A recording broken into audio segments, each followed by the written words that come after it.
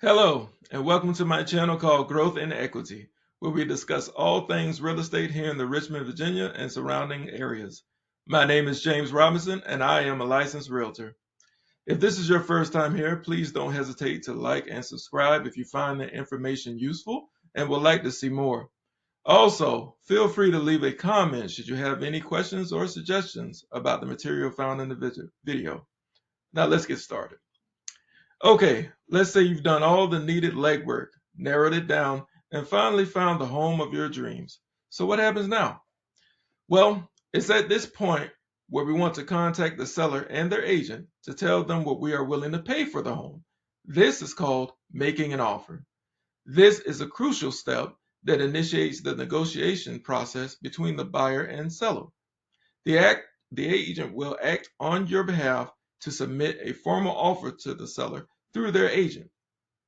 Once this occurs, they will have a reasonable amount of time to respond to that offer. Once received, the seller can choose to accept, deny, or submit a counteroffer to your original request. The counteroffer requires you, as the buyer, to review the offer made back to you and respond to the seller in the same manner. For example, let's assume that you saw a lovely playground swing and doghouse on the property that you wanted to buy along with the home. You would therefore make an offer for them both along with the house. So let's say you would make the original offer for $250,000. However, your agent informs you that the seller was intending on keeping the doghouse and playground swing to take with them, but would be willing to part with them for an additional $5,000. In this case, the seller has made a counteroffer of $255,000 to your original $250,000 to include those additional items. It is now your decision to accept, deny, or make another counteroffer based on that information.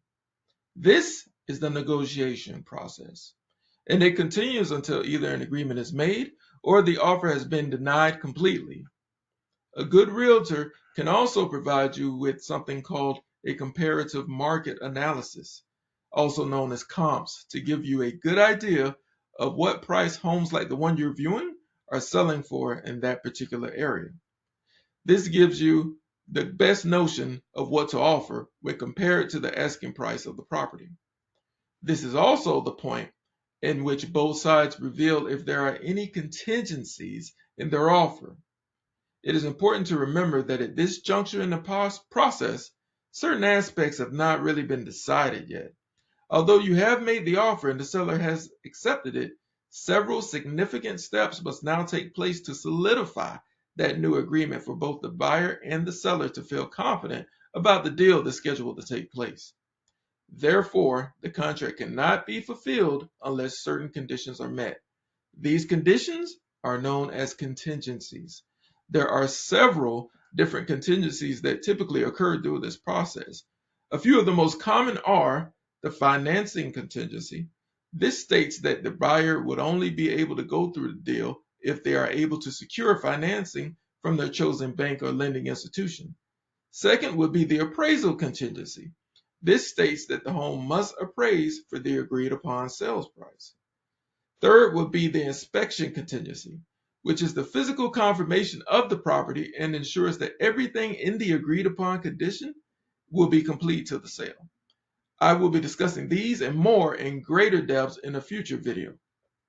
It is important that all contingencies are made crystal clear and in writing at the time the offer is made. A good realtor will ensure that this step is not overlooked.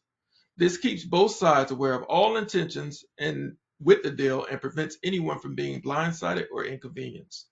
Once these have been completed, understood, and the offer is accepted, the home is now considered as being under contract. We must now move forward with the next step, which would be making the earnest money deposit. I will explain that and make it easy for you in the next video of Growth and Equity.